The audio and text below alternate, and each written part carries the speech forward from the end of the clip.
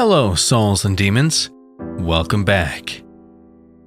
Today's story I am joined by the wonderful voice talent, Madame Frightmare.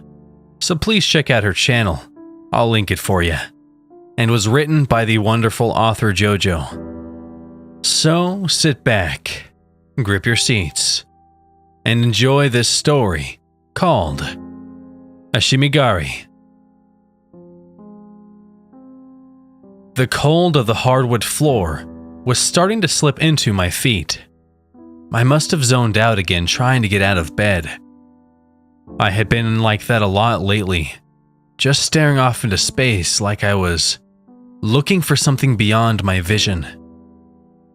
Snapping back to, I shifted my weight and rose from bed. I must have been sitting there for a while, as I could feel a weakness in my ankles.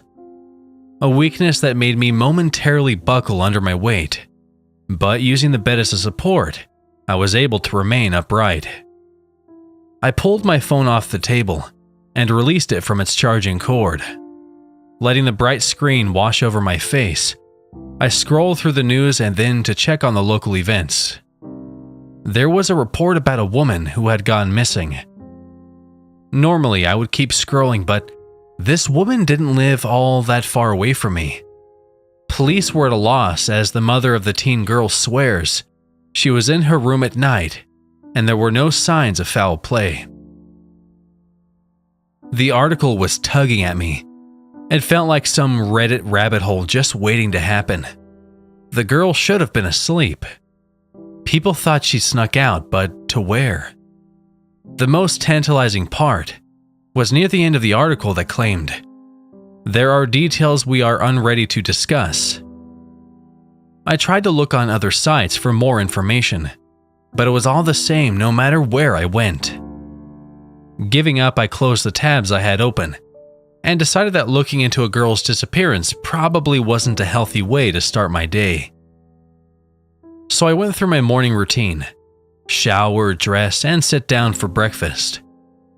Reaching down, I dragged my fingernails across my skin on my ankle. I was still feeling that fuzzy effect you get when a limb is waking up. TV static for the body. With breakfast finished, I cleaned up after myself and started heading for work. A longer than I'd like car ride got me there. As I sat in my little cube plugging away at the computer, I could hear whispers running around the office. The news was spreading quickly until it reached me. A coworker leaned over and told me our manager failed to show up that day. I thought that was odd. The guy was always a punctual one. Got on my ass all the time for being tardy. A no-call, no-show was not his style. Another manager tried to call him a few times, but got nothing. I was zoning out again. I could feel my gaze binding to the manager trying to contact my superior. The manager seemed worried. I wondered if they knew each other outside of work. If they knew something we didn't. Still, I had a job to do, and if my superior returned, and I hadn't done it, I would be in a world of trouble. "Will you come with me?" I heard another whisper slip into my consciousness. It sounded like a woman's voice, a sweet elixir of a whisper. I looked around me, at the 4 gray walls I was confined to, but even then, no one was leering over my walls. I stood up, perplexed to find that many cubicles next to me were empty, and those that weren't had mail sat in them. Confused though, accepting it as a sign of my wandering mind, I lowered myself back into the seat. Work went on as you'd expect. Mind-numbing, busy work that never seemed to end on a computer a decade old. With work over though, I turned the computer off, my reflection appearing on the dark screen. I collected my things and stood up. Well, started to anyways. As my body lifted, I became very aware of the pressure my ankles felt under my weight. A stark pain culminated and ushered me to fall back into the seat. I rushed down and pulled up one of my pant legs to get a look. The skin looked completely fine, with no red marks or bruising. Prodding the skin with my finger failed to give me any sort of discomfort. Running my hands over the flesh, I checked for any cuts, any imperfection that would clue me in to my pain. Nothing. The other ankle returned a similar result. I tried once more to stand up and was able to get steady, though I still felt pain. Once I had a day off of work, I figured it would be wise to get it checked out. That wouldn't be for several days though. So when I got home, I opened a bottle of weak painkillers and took enough of them to make it a stronger painkiller. The pain meds kicked in and I barely made it to my bed. I could swear as I was drifting off while someone was in the room with me. A figure looming by the window facing away from me. I hope you'll say yes. Upon waking up, the words stuck in my mind, although they felt more like they belonged to one of my dreams than they did the waking world. Shifting in bed, I pulled my leg up so I could touch my ankles, see if anything changed. It was subtle. There still weren't any markings under the light of the sun. I could see no discoloration, but the skin itself was lowered. There was a small dent in the skin that circled the ankle like there was invisible jewelry there. I felt the spot on my flesh for quite some time. Curious about how it might have happened. It was like when you wear socks for too long, and the pattern of the sock remains on your skin. Only, I don't wear socks to bed. I'm not a psychopath. Getting out of bed was harder this morning. At first I thought I'd be fine, but once I started moving, there was a sudden pain that sent me flying forward. I braced as well as I could as I hit the carpet. I wanted to call off work, but it's not a luxury I could afford. If the painkillers helped the day before, surely they do the trick again. More pills spilled into my hand and then into my mouth. Morning orange juice washing them down. I started heading to my car, ignoring the pain, hoping it didn't take too long to fade. As I was driving along, I felt myself zoning out, and then the pain around my ankle increased dramatically, exacerbated by the pressure I applied on the gas. I had to pull over, unable to focus on the road anymore. Frustrated, I reached down and scratched at my ankle, fingernails digging into the skin. The dent that I felt became that much more noticeable. Sitting back, I fumbled around for my phone, intending to call work. I needed to have it looked at right away. Something caught my eye though. For a moment, I thought I saw someone was sitting in the passenger seat, my peripheral catching glances of shadows. You'll come with me, right? Instinctively, I turned to the voice beside me, but my vision had betrayed me. I was still alone in my car. Outside the car, however, in the alley I had stopped in front of, there was someone. Initially, I thought it was a pile of garbage, but the more I looked at it, the shape of a slumped-over human was revealed. Ignoring the pain the best that I could, I pushed open the car door and pulled myself outside. It was a nightmare to try and walk. The fuzzy feeling that was present the day before had transformed into searing needles. My body fell to the floor twice, just trying to make it to the person. My knees and elbows being scraped up by the unforgiving concrete. As I got closer to the figure, I could feel my heart sinking more and more. "Hey!" I called out, practically dragging myself to them. "Hey, please tell me you're okay," I continued, grunting through the pain. There was a mumble, a soft, feminine groan that emitted from the person. It didn't sound like an affirmation of life, though. Rather, it sounded like a warning of death. My fingers frantically dialed for emergency services, and I gave the necessary information. Luckily, I knew my route to work well and was able to give dispatch my location. Yes. The woman in front of me weakly spoke. I crawled to the other side of her, trying to get a better look at the potential damage. The needles I felt in my ankle seemed to spread like a virus to the rest of my body when I saw the woman in her entirety, with the malicious sunlight revealing her horrid condition. Some of her looked fine, unaffected by anything, but the rest of her was completely dented in. It looked like as if an anaconda had strangled her life away. I could see the dented pattern creating a sort of spiral that winded up her body. Half her face was completely caved in. My body shook as I looked at her. I couldn't help but stare at the contrast. How did the undented parts of her look so normal? Yet within the spiral, she was smashed. Bones weren't even sticking out or anything, no blood, nothing. Though I had to imagine internally she was looking much worse for wear. Yes. I should have said yes. I should have said yes. I should have said yes. She managed before the faint rising and falling of her chest halted. I stared into her eyes as the light shimmered on them, and then she faded. The ambulance arrived soon after, people rushing out to assess the damage. There was no doubt though, and she was pronounced dead almost as soon as they put her on the cart. The heat, her grisly appearance, and my pain all danced together, all perfectly in sync, bubbling within me. I let those three out. I let them spill out onto the concrete. A mess of that day's breakfast spilling below me.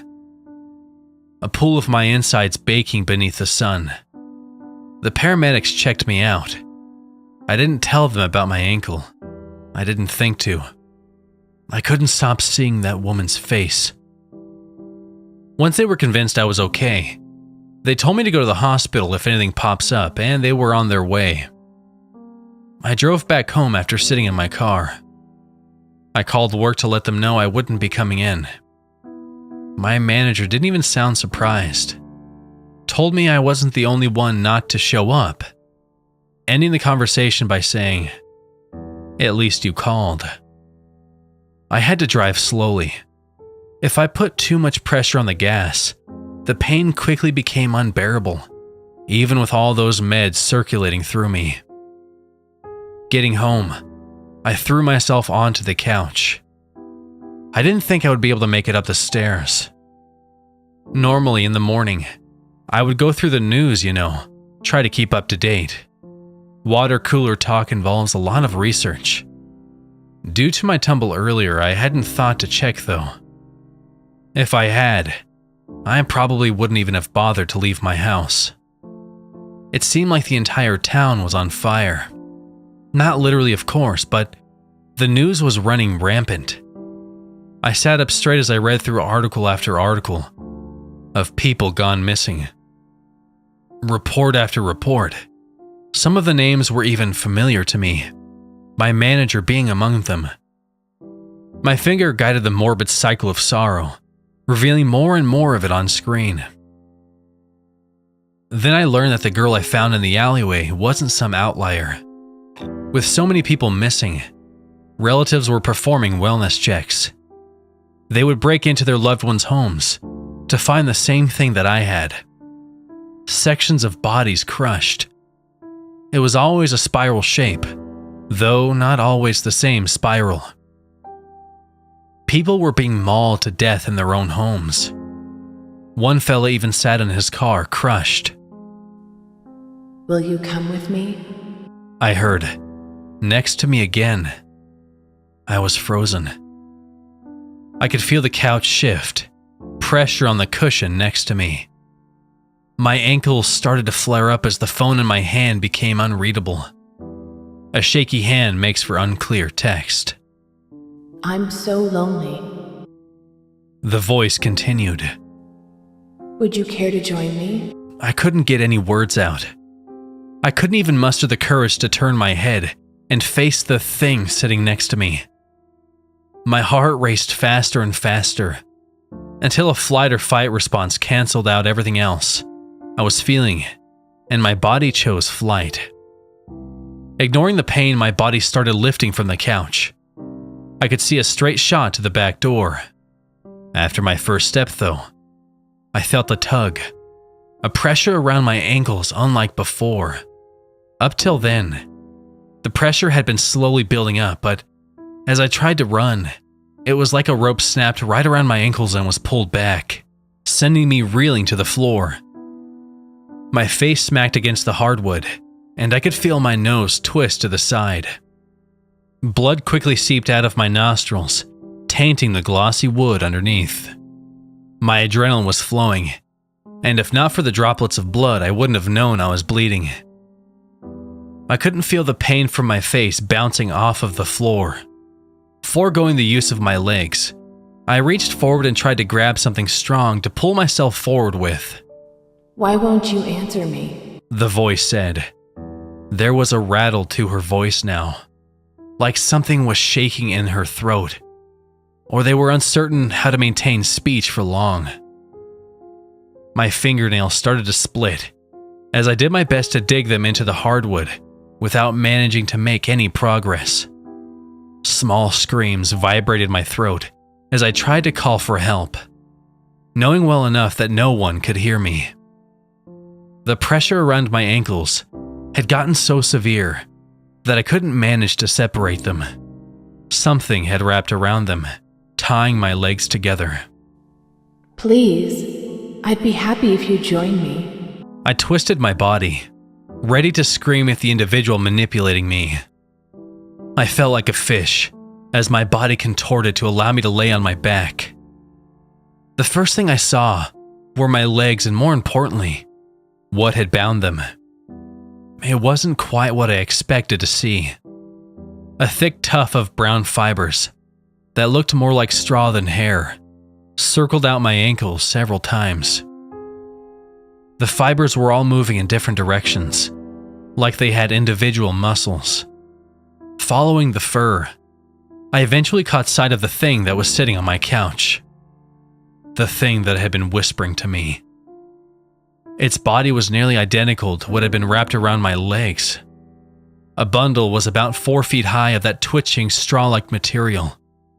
All the little sticks were moving around, causing a soft clicking whenever they hit each other. It was thicker near the base of it. The base is also where the thread came out that was wrapped around me. As it got to the top, the stack thinned out, like a tree. At the top, though, there was a small, dark space, where instead of straw, I could see within the darkness a glint of light, 2 dark, beady little eyes staring at me.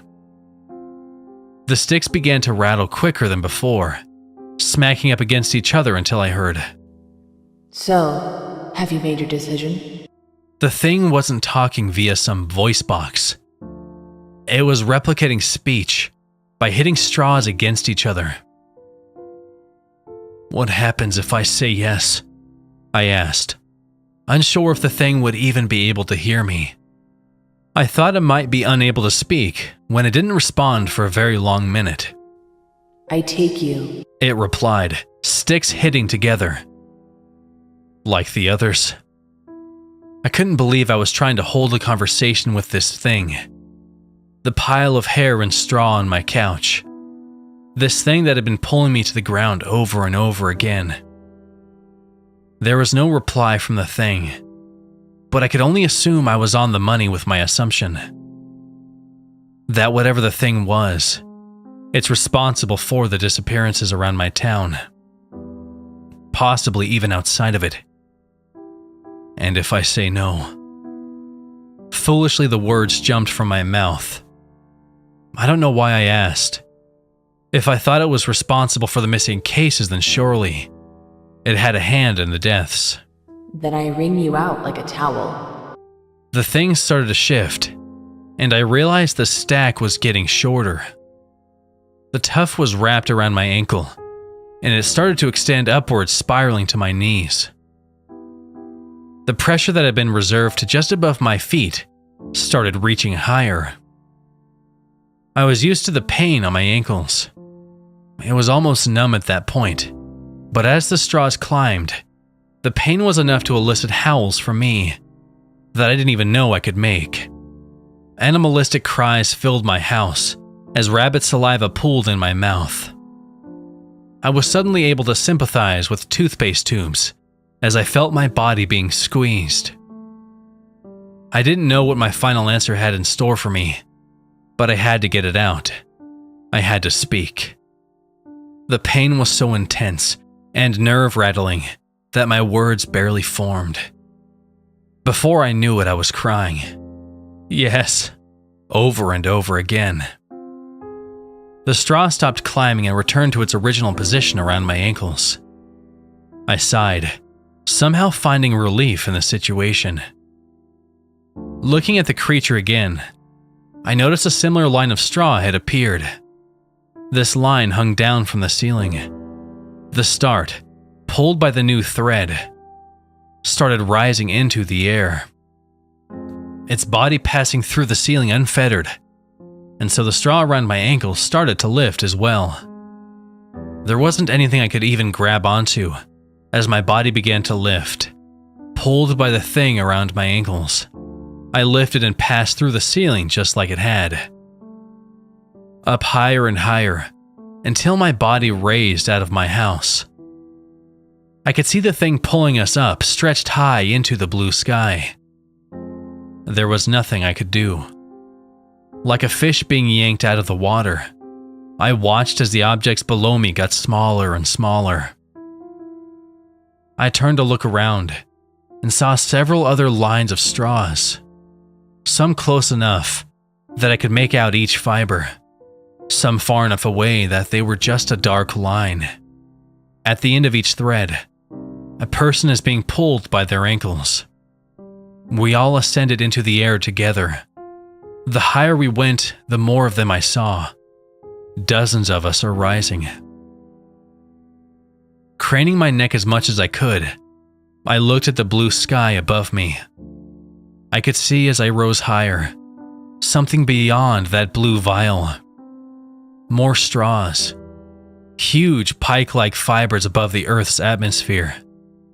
They were like pillars in the sky, and on those pillars, I could see more people. All of them were impaled on the fibers through their stomachs. Higher and higher, more and more, I could see the hell I had accepted.